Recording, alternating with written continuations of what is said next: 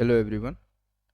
आज हम लोग एसएचएम अपने न्यू चैप्टर्स को देखते हैं और यहाँ पर से इसके क्वेश्चन सॉल्व करेंगे कम्प्लीटली ऑफ सब्जेक्टिव। फिर उसके बाद थ्योरेटिकल कुछ एक्सटर्नल ऑफ क्वेश्चंस भी आएंगे जिनका लेवल एडवांस टाइप का होगा। उस टाइप के सारे क्वेश्चंस हम देखेंगे। ठीक है, मैथ दी कॉलम भी देखेंगे। तो चलिए आज स्टार्ट करते हैं। जैसे फर्स्ट ऑफ क्वेश्चन हमारे पास कैसा है कि find the period of the functions. यहाँ पर एक मेरे पास फंक्शन गिवन है और इसका टाइम पीरियड फाइंड करना है। जहाँ पर से आप देख रहे हो कि y इज इक्वल टू एक साइन ओमेगा टी है, एक y is equal to sine omega two t, sorry sine two omega t है, और तीसरा है sine three omega t. Three of functions का समेसन है और इसमें टाइम पीरियड पूछा है।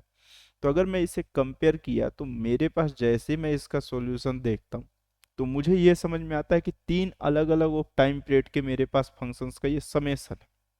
तो देखो, जैसे फर्स्ट फंक्शन के लिए अगर मैं टाइम पीरियड देख रहा हूँ तो ये टू पाई बाई ऑफ क्या कहलाएगा, ओमेगा कहलाएगा। ठीक है, ये थीटा होता है। तो मेरे पास यहाँ से हम इसे देख सकते हैं कि मेरे पास और दूसरे वाले स्टेप में कितना हो जाएगा टाइम पीरियड की वैल्यू, ये फर्स्ट के लिए। और दूसरे के समेशंस के लिए अगर मैं इसको सम भी किया तो मेरे पास रिजल्टेंट नहीं निकल के आएगा, क्योंकि ये और किसी तरह सिंप्लीफाई हो भी नहीं रहा है।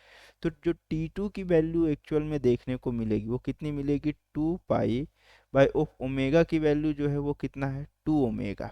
तो ये कैंसिल आउट हुआ तो ये वैल्यू कितनी हो गई, पाई बाई ओमेगा हो गया। तीसरा T3 के लिए अगर आप देखोगे तो ये कितना हो गया, टू पाई बाई ऑफ कौन सा, थ्री ओमेगा हो गया। तो अगर आप अच्छे से देखो, एकदम बढ़िया से देखो, तो आपको ये दिख रहा होगा कि जिसका डिनोमिनेटर जितना ज्यादा है उसका टाइम पीरियड उतना ही कम होगा। तो जब तक अगर मैं इसकी बात करूं कि यहाँ पर वो फर्स्ट के लिए, तो ये मेरे पास जब तक अपना वन ओसिलेशन कवर कर रहा होगा तो मेरे पास ये अपने कितने ओसिलेशंस कवर कर चुका होगा, टू। और ये कितने ओसिलेशंस पे चला गया होगा, थ्री ऑफ ओसिलेशंस के लिए चला गया होगा। ठीक, तो मतलब अगर कभी हमें इसके ग्राफ को दिखाने के लिए मिला तो ठीक, जैसे फॉर एग्जांपल मैं ये कहा कि ब्लैक कलर से मैं अपने इसको दिखा रहा हूँ, T1 को ग्राफ को दिखा रहा हूँ।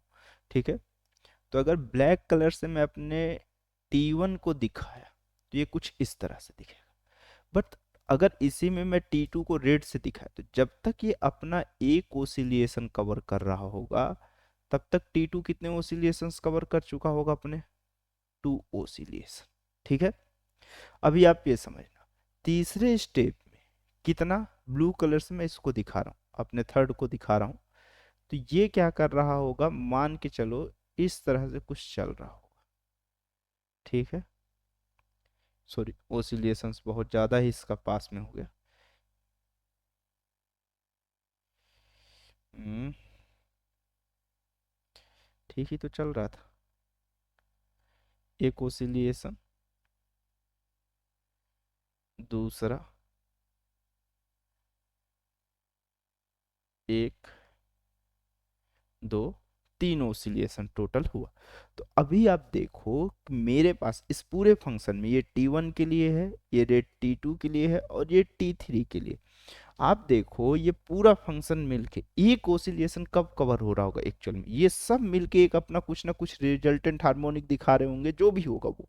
लेकिन जब फाइनल ऑफ T1 मेरे पास एक ओसिलेशन कवर करेगा तभी इसका वन टाइम पीरियड होगा। तो ऐसे क्वेश्चंस के लिए जब भी आप देखोगे तो इसका टाइम पीरियड आप कितना लिख रहे होगे, इस पूरे फंक्शन का time period two pi by कितना होगा, मेरे पास ओमेगा हो। जो हाईएस्ट नंबर ऑफ या जिसका टाइम पीरियड सबसे ज्यादा होगा वही उस फंक्शंस का मेरे पास कैसा हो जाएगा, टाइम पीरियड होगा।